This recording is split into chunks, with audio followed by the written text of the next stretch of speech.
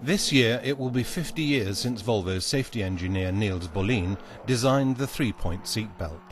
One of Volvo's most important innovations, and almost certainly the most important invention in the whole history of traffic safety.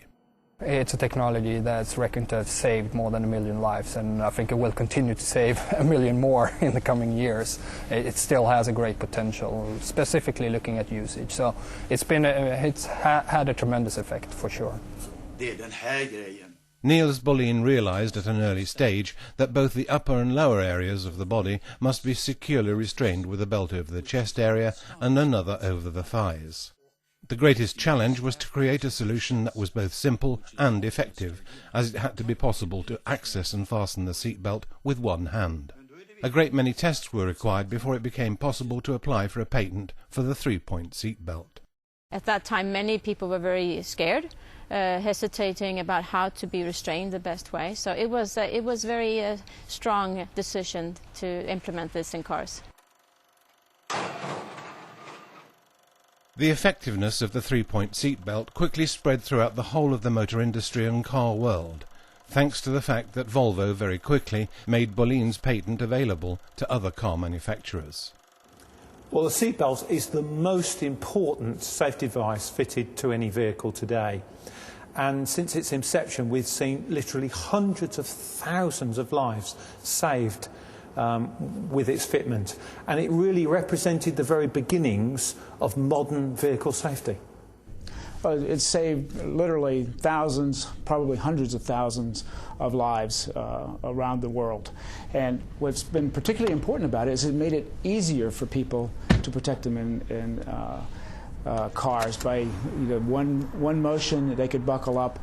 In the United States now, we're seeing probably 15,000 people a year whose lives are saved just by the act of buckling up their safety belts.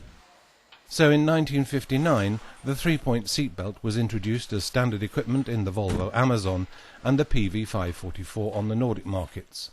And Volvo thereby became the first car manufacturer in the world to fit seatbelts as standard.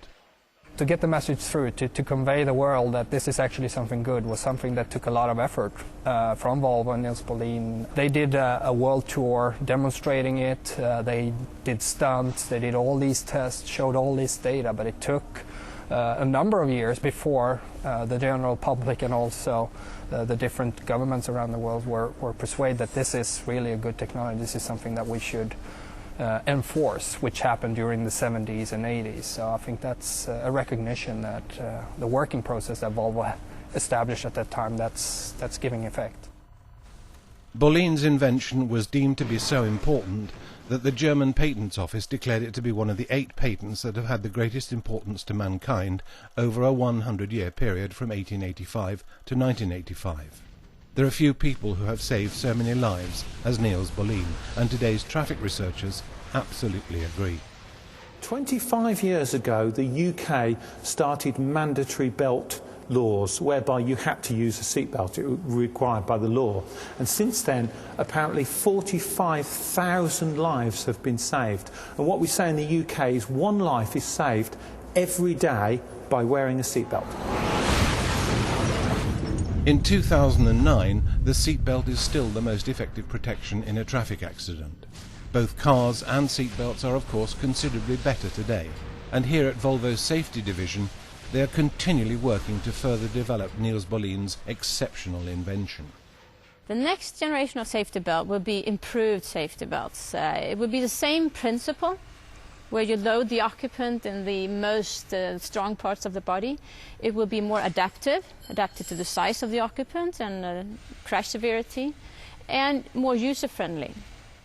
Well, the use can be improved. We still have a substantial portion of people in the U.S. who aren't buckling up, and as a result, we believe that if we could get everybody buckled up, we could save another 5,000 lives a year. It's 5,000 deaths that we could prevent if everybody would just buckle up. Now, what can we do to achieve that? One of the key things we can do, I think, is to have an effective reminder system in cars where the car will electronically remind you if you haven't buckled up that safety belt by some noise that you would like to turn off. The other thing in the U.S. we need to do is we need some better laws. The way we've gotten most of our population to buckle up is through safety belt use laws. If you look at a three-point safety belt 50 years ago compared to a three-point safety belt today, it's a huge difference. The basic principles are still there. You can put it on using one hand. It has a good geometry. It's holding the upper body, the lower body. But if you look at the specific technologies with pre-tensioners, load limiters, pre-prepared restraints, all of that, there's been a significant development of the safety belt and the restraint itself. And that era will continue. We've been looking at four-point belts, etc. But whatever we will do, we'll still have those basic principles that were established by Niels Bohlin in 58, 59.